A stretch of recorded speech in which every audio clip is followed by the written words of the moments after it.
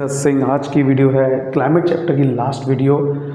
इस चैप्टर में हमने सारी वीडियोस कवर कर चुके हैं। अभी तक अगर आपने नहीं देखी है तो जाके जरूर देखिए। सारी वीडियोस एक प्लेलिस्ट में बनी हुई है, उस प्लेलिस्ट का लिंक डिस्क्रिप्शन में।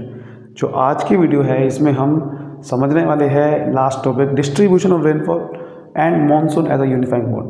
तो चलिए बिना को देरी के शुरू करते हैं। तो देखो, सबसे पहले हम समझ चुके हैं कि हमारे इंडिया में रेनफॉल आती कैसे है और जाती कैसे है, दोनों चीज़ें समझ चुके हैं। अब सवाल ये उठता है कि ये टॉपिक है कि रेनफॉल कहाँ कहाँ ज़्यादा होती है, कहाँ कम होती है, उसको समझना। कहाँ रेनफॉल ज़्यादा होती है और कहाँ कम होती है, तो बहुत ही ज़्यादा इसको समझने वाली बात है। तो चलिए इसको सबसे पहले स्टार्ट करते हैं। देखो, हमारे इंडिया में सबसे पहले आपको पता है कि रेनफॉल जो आती है, जब आते हैं तो रेनफॉल वाले जो विंड्स आती है तो इस तरीके से आते हैं हमारे इंडिया में। सबसे पहले जैसे आपको पता है कि इंडिया में जो रेनफॉल की विंड्स आती है वो सबसे पहले इस जगह पे आती है, केरला कर्नाटका वाली साइड, पता है ना, ये हम पहले पढ़ चुके हैं। और नॉर्थ ईस्ट में पहले आती है, यहीं पे ही सबसे ज़्यादा बारिश होती है हमारे इंडिया में, यहीं पे। तो इंडिया में सबसे ज़्यादा बारिश कहाँ होती है? वेस्टर्न कोस्ट, ठीक है। ये जो वेस्टर्न कोस्टल है इलाका है, कोस्टल इलाका जो समुद्र तट वाला इलाका है, वहाँ बहुत ज़्यादा बारिश होती है।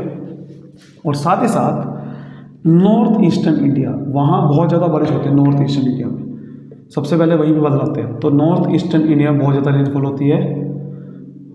कितनी होती है? ओवर 400 सेंटीमीटर, 400 सेंटीमीटर सालाना पूरी बारिश होती है वहाँ पर, 400 सेंटीमीटर, ठीक है।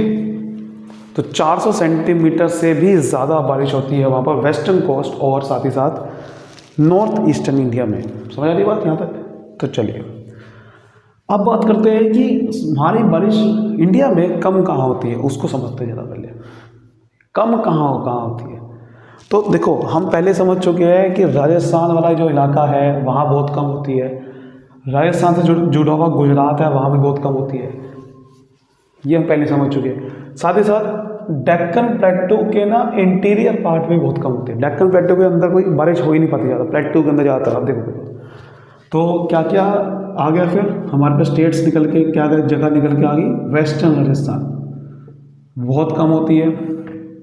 उसके बाद अगर आप देखोगे तो एडजॉइनिंग पार्ट्स ऑफ गुजरात, जो गुजरात से जुड़ा हुआ इलाका है, ठीक है, गुजरात से जुड़ा हुआ जो इलाका है, गुजरात से जुड़ा हुआ, एडजॉइनिंग पार्ट्स का मतलब होता है, तो जो गुजरात से जुड़ा हुआ इलाके है, ठीक है, वहाँ बहुत ही कम होती है। खासकर जो गुजरात राजस्थान से जुड़ा हुआ है वो वाला इलाका। और उसके बाद हरियाणा, पंजाब, हरियाणा है, पंजाब, वहाँ बहुत कम होती है। उसके बाद जैसे मैंने आपको बता दिया कि इंटीरियर ऑफ डेक्कन प्लेटू, तो वो भी लिखना है साथ में कि इंटीरियर ऑफ डेक्कन प्लेटू वहाँ बहुत कम होती है। और साथ में ईस्ट ऑफ सह्याद्री, ठीक है, ईस्ट ऑफ सह्याद्री बेसिकली एक वेस्टर्न घाट है केरला में, ठीक है, सॉरी, हाँ, तो वेस्टर्न घाट है बेसिकली उसका नाम है। उसके ईस्ट में, ईस्ट की तरह इधर, क्योंकि वेस्टर्न घाट में क्या होता है कि बादल सारे आते हैं तो पीछे से, तो वो यहाँ तो बारिश कर देंगे, बट उसके ईस्ट साइड, उसको लीवर्ड साइड बोलते हैं, वहाँ बारिश नहीं हो पाती। तो ये है, तो वो क्या कह रहा है कि western Rajasthan, adjoining parts of Gujarat, Haryana, Punjab, interior Deccan प्लेटू और ईस्ट ऑफ सह्याद्री, वहाँ पर लेस देन 60 सेंटीमीटर बारिश होती है। इसको समझना आपने, ठीक है। तो इन जगह पे बारिश बहुत ज़्यादा होती है, इन जगह पे बहुत कम होती है। समझ आ रही बात? यहाँ तक क्लियर है? तो सह्याद्री केरला में जो वेस्टर्न घाट है वहाँ पर कम होती है। साथ ही साथ आपको समझना है जो लेह लद्दाख है वहाँ भी कम होती है। लेह लद्दाख जो ऊपर है, बहुत ऊपर साइड पे, जो जम्मू कश्मीर के भी ऊपर साइड पे लेह है, वहाँ भी बहुत ही कम होती है। और साथ ही साथ जो बहुत ही वेस्टर्न साइड पे है वहाँ भी बहुत कम होती है। जैसे वेस्टर्न साइड पे राजस्थान गुजरात आ गया था, हरियाणा पंजाब आ गया था, ऐसे ही ये आ गया था। सह्याद्री में तो मैंने बता दिया कि इधर हो जाती है, इधर नहीं हो पाती इस साइड पे। तो लेह लद्दाख भी एक ऊपर सबसे आता है, इधर है लेह लद्दाख, वहाँ भी बहुत ही कम होती है। क्लियर है यहाँ तक बात? अब इसमें टॉपिक आता है एक वेरिएबिलिटी का। बाकी अच्छा आप पूछोगे भाई बाकी की जगह पे कैसे होती है रेनफॉल, यहाँ तो समझ में आ गया। बाकी की जगह पे मॉडरेट होती है। तो रेस्ट ऑफ द कंट्री, बाकी जो बच गई कंट्री इनके अलावा, वहाँ कैसे होती है? मॉडरेट होती है, मतलब ना ज़्यादा ना कम। ये तो ऐसी जगह है जहाँ पर बहुत ज़्यादा होती है और बहुत कम होती है। बाकी जगह पे मॉडरेट होती है, मतलब 100 सेंटीमीटर के लगभग, ऐसी ज़्यादा नहीं, 100, 150, 200 बस। उसके बाद बात करते हैं इसमें वेरिएबिलिटी के बारे में बात करते हैं। मतलब वेरिएबिलिटी का मतलब होता है बदलाव, चेंजेस होना। कभी बारिश कई बार बहुत ज़्यादा हो जाती है, कहीं पे कई बार बहुत कम होती है। तो ये ईयरली बेसिस पे कोई फिक्स नहीं होता कि इतनी ही रेनफॉल होगी, वेरिएबल होता है, चेंज होता रहता है। कभी ज़्यादा होता रहता है, कभी बारिश किसी साल कम होती है, ठीक है। तो ये ईयर टू ईयर वेरिएबिलिटी ज़्यादा होती है। तो variability year two year basis पे बदलती रहती है। खासकर बहुत ज़्यादा हाई होती है जहाँ पर लो होती है रेनफॉल। वेरिएबिलिटी बहुत ज़्यादा हाई होती है जहाँ पर कम होती है रेनफॉल, यानी कि जहाँ पर इस इलाके में बहुत कम रेनफॉल हो रही है ना, वहाँ पर बारिश कई बार ज़्यादा भी आ जाती है, कई बार कम भी आ जाती है। जैसे राजस्थान आपको पता है कि बारिश बहुत कम होती है वहाँ पर, वहाँ वेरिएबिलिटी बहुत ज़्यादा होगी। समझ लो बात को? तो यहाँ तक क्लियर है बिल्कुल। तो ये चीज़ कह रहा हूँ, ठीक है। राजस्थान हो गया, गुजरात हो गया, वेस्टर्न घाट के जो लीवर्ड साइड है जैसे कि हम बात कर रहे थे, वहाँ बहुत कम होती है बारिश, ठीक है। चलिए, और ये तो आपको पता ही है कि कई बार ज़्यादा रेनफॉल आ जाती है किसी साल, तो बारिश भी, बाढ़ भी आ जाती है कई बार। तो ये चीज़ कह रहा है। अगली हम बात करते हैं monsoon as a unifying bond के ऊपर। ये टॉपिक हमारा ख़त्म है। इस टॉपिक में जो क्वेश्चन बन सकता है वो यहीं से बन सकता है कि कहाँ ज़्यादा होती है, कहाँ कम होती है, ठीक है। और डीप क्वेश्चन बन गया तो वेरिएबिलिटी के ऊपर पूछ सकता है कि भाई वेरिएबिलिटी ज़्यादातर होती है जहाँ पर बहुत ही कम रेनफॉल होती है, वहाँ जब कुछ ज़्यादा होती है वेरिएबिलिटी, तो किसी साल ज़्यादा होती है, किसी साल कम आ जाती है। तो ज़्यादा जब आ जाती है तो बाढ़ भी आ सकती है, ठीक है। सो अब बात करते हैं monsoon as a unifying bond. Monsoon एक इंडिया को एकजुट कर देता है, जोड़ देता है सबको, भारत को। कैसे? देखो, इसमें आपकी जैसे बुक में लिखा है उसी तरीके से समझते हैं।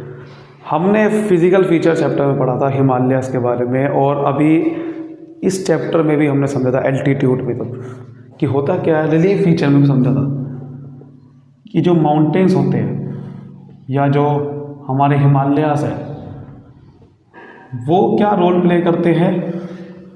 वो हमें जो पीछे से ठंडी हवा आ रही होती है, जब हमारे यहाँ विंटर आता है तो आपको पता ना, विंटर में हाई प्रेशर ऊपर क्रिएट होता है, लो प्रेशर नीचे होता है। तो हवा चलती है हाई प्रेशर से लो प्रेशर, क्लियर।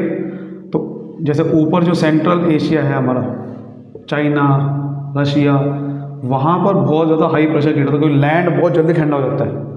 वहाँ से जो हवा चलेगी इंडिया की तरफ, वो कैसे चलेगी? बहुत ठंडी हवा चलेगी विंटर में। लेकिन इंडिया में इतने बड़े बड़े जो हिमालयास है वो उन ठंडी हवा को रोक लेते हैं वहीं पे, जिस वजह से इंडिया में बहुत ज़्यादा ठंडी आ पाती, ठंड में भी इतनी ज़्यादा ठंडी आ पाती नॉर्दर्न इंडिया में कि लोग घर से बाहर नहीं निकल पा रहे, या रेनफॉल हो रही है या बहुत स्नोफॉल हो रही है, सॉरी। तो ये हिमालयास काम करते हैं, बहुत ठंडी हवाओं को पीछे से रोक लेते हैं, क्लियर। दूसरा हमने पढ़ा पेनिनसुलर प्लेटू के बारे में। हमारे पेनिनसुलर प्लेटू ने बहुत ही यूनिक फीचर दिया हुआ है, या पेनिनसुला इंडिया इसको बोल सकते हैं। ये सर इसे बोलते हैं पेनिनसुला, जो 3 साइड से सी से घिरा था। तो इसकी वजह से क्या होता है कि आपको पता है कि सी रिलेटिविटी सी की अलग है। सी बहुत जल्दी ठंडा नहीं होता, बहुत जल्दी गर्म नहीं होता। तो गर्मी जब आती है तो उस समय ठंडा हो चुका होता है, और ठंडे जब हो चुका होता है तो भैया जल्दी गर्म नहीं होता। तो गर्मी में भी जो वेस्टर्न, मतलब जो सी के पास रह रहे लोग, उनको गर्मी में भी गर्मी नहीं लगती। और जब ठंडा हो चुका होता है तो भैया जल्दी गर्म नहीं होता, और जब गर्म हो चुका होता है तो ठंडी ठंडा भी नहीं होता, यानी कि ठंड में भी वहाँ पर ठंड नहीं लगती। ये है इसका फ़ायदा। तो पेनिनसुलर प्लेटू हमें ये बेनिफिट देता है हमारे इंडिया को। ऐसे ही मॉनसून अब क्या बेनिफिट देता है उसको समझना। जो आपकी बुक में इसी तरह से लिखा हुआ है ना। मानसून क्या बेनिफिट देता है, हमारे मानसून अलग अलग सीज़न लाता है हमारे इंडिया में, कभी कोल्ड कभी, क्योंकि मानसून का मतलब क्या, reversal, seasonal reversal in the wind direction. तो कभी हाई प्रेशर नीचे आ जाता है, कभी नीचे कभी ऊपर, कभी नीचे कभी ऊपर, इस तरीके से क्या होता है हमारे सीज़न बदलते रहते हैं। तो मानसून क्या करता है, इंडिया को एक यूनाइट कैसे करता है, अलग अलग सीज़न ला के।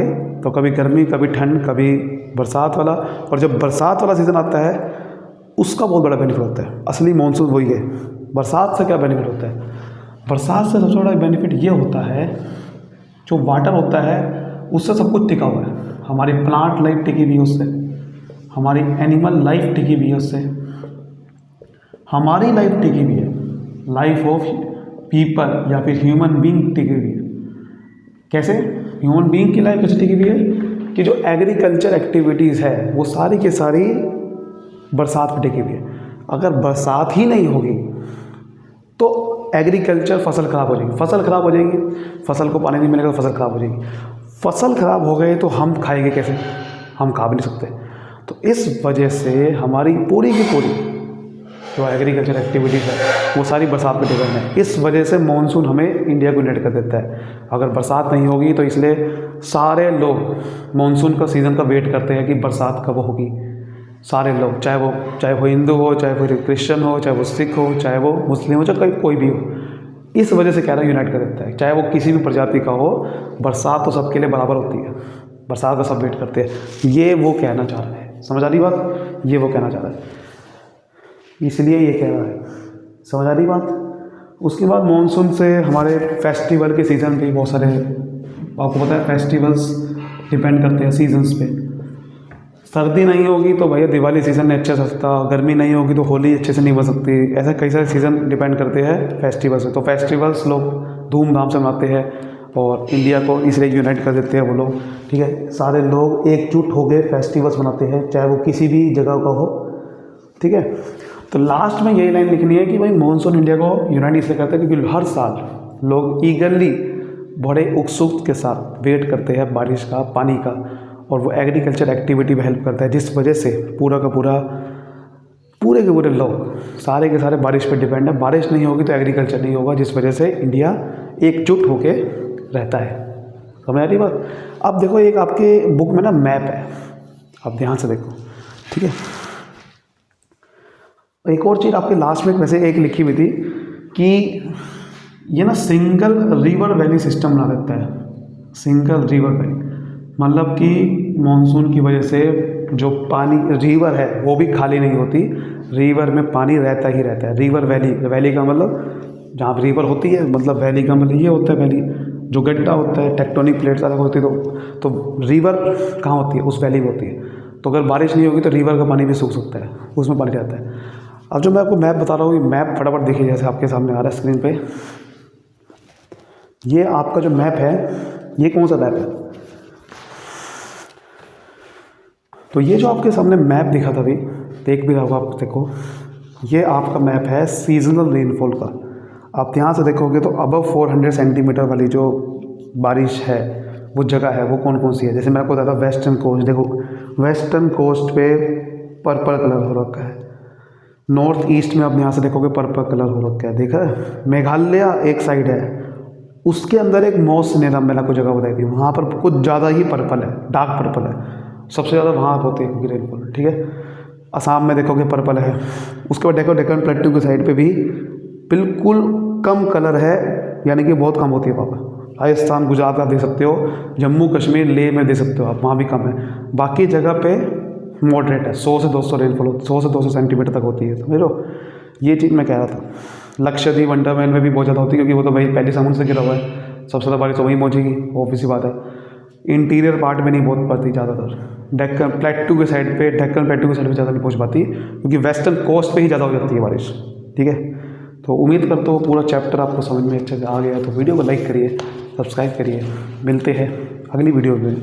अगर आप चाहते हो कि कोई और चैप्टर्स की मैं वीडियो बनाऊँ, वन शॉट वीडियो बनाऊँगा मैं इस बार, अगर आप चाहते हो तो वन शॉट वीडियो का मुझे आप लिंक कमेंट कीजिए कौन से चैप्टर के चाहते हो, मैं बनाऊँगा, ठीक है। तब तक मिलते हैं वीडियो में। Thank you so much, all the best.